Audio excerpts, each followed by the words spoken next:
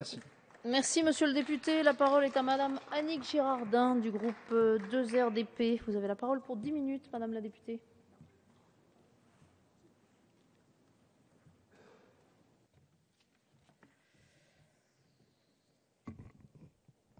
Madame la présidente, mesdames les ministres, madame le rapporteur, mes chers collègues, tout d'abord, excusez-moi de ne pas avoir assisté à vos interventions. Comme chacun sait, ici, on court partout, dans toutes les salles, en permanence, et je viens de terminer une intervention sur un sujet aussi européen.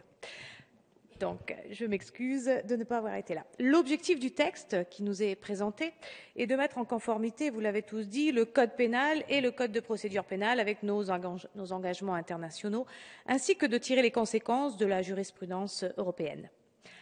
Un arrêt de la Cour de justice de l'Union européenne du 5 septembre 2012, dans le cadre de l'exécution du mandat d'arrêt européen, à l'heureuse initiative du rapporteur, notre collègue Marietta Karamanli, et un arrêt de la Cour européenne des droits de l'homme du 14 mars 2013 avec l'abrogation du délit d'offense au chef de l'État prévu par l'article 26 de la loi de 1880 sur la liberté de la presse.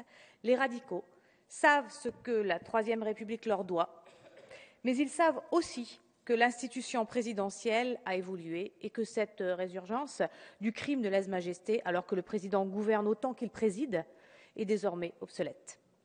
Les textes qu'il s'agit de transposer ici, certains auraient dû l'être déjà depuis longtemps, dans notre droit interne, sont divers et importants pour la modernisation de notre droit pénal. Il s'agit de la directive du Parlement et du Conseil du 5 avril 2011 concernant la prévention de la traite des êtres humains et la lutte contre ce phénomène qui marque l'engagement de l'Union européenne dans la lutte contre la traite des personnes. Cette directive, qui élargit la notion de trafic, prévoit des sanctions plus fortes et des peines minimales plus sévères. Une redéfinition de l'infraction est proposée autour de la distinction, et il faut s'en féliciter, victime mineure, victime majeure. Et l'élément intentionnel est également déterminé. Les éléments constitutifs d'une infraction au contour plus large faciliteront l'établissement de la preuve. Les délais de prescription ont été étendus et les aggravations de l'article 225-4-2 du Code pénal ont été complétées.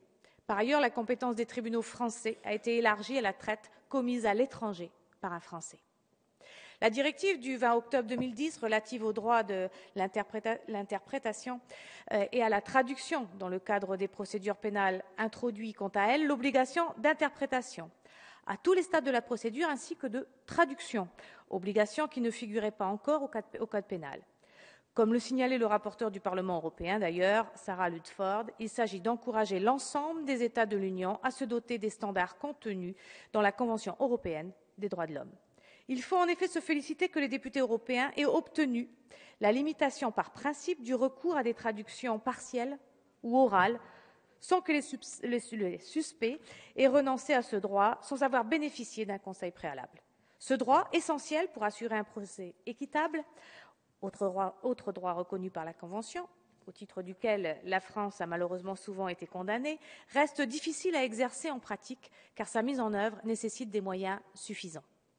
Parlons maintenant de la directive du Parlement européen et du Conseil du 13 décembre 2011 relative à la lutte contre les abus sexuels et à l'exploitation sexuelle des enfants et la pédopornographie, qui vient pénaliser plus fortement les sollicitations en ligne d'enfants à des fins sexuelles par un adulte et ajoute d'importantes dispositions en matière de protection des victimes.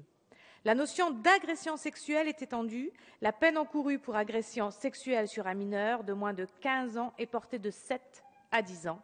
La compétence des juridictions françaises est étendue si l'auteur est un étranger résidant en France en cas de proxénétisme aggravé. Cette extension du principe de territorialité de la loi étant particulièrement bienvenue dans ce cas de figure, un aménagement à ce principe étant prévu. Symétriquement, pour le tourisme sexuel touchant les enfants, une clause étant introduite pour permettre le jugement extraterritorial des ressortissants.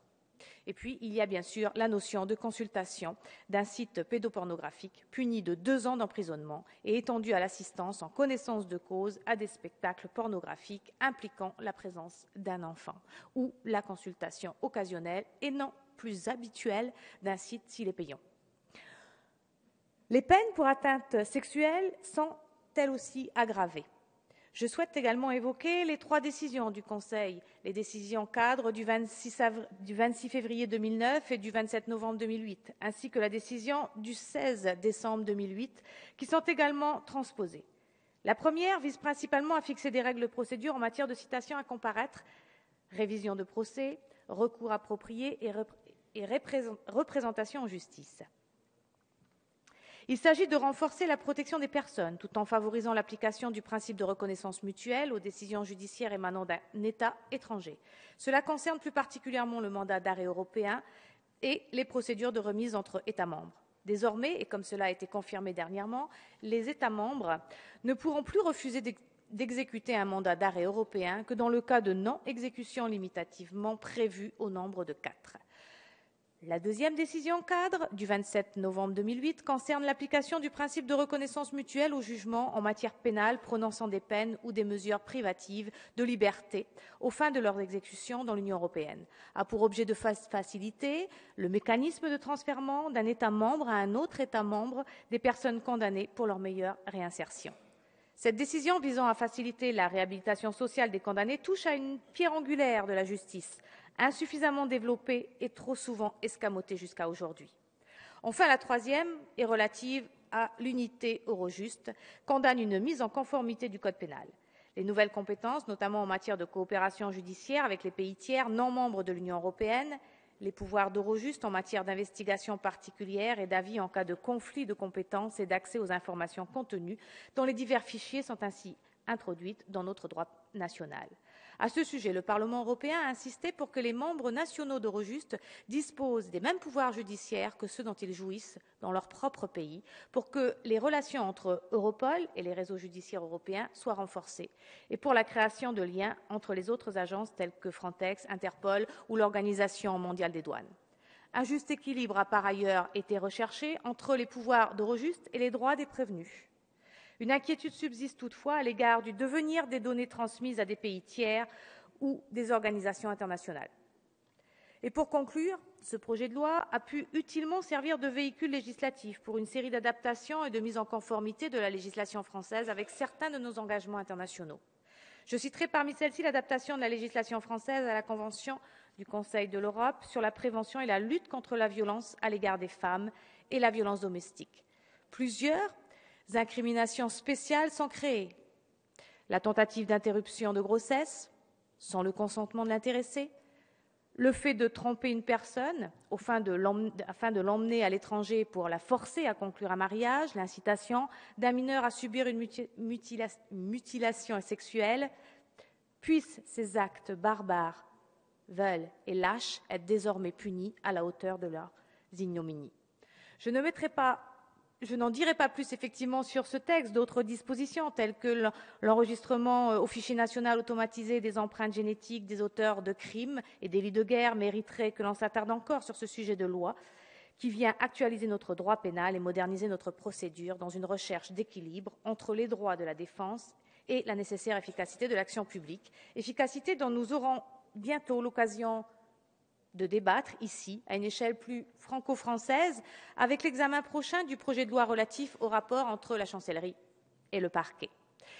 Vous l'aurez compris, Madame la Ministre, les membres du groupe 2 RDP approuvent ce texte et le voteront. Je vous en remercie.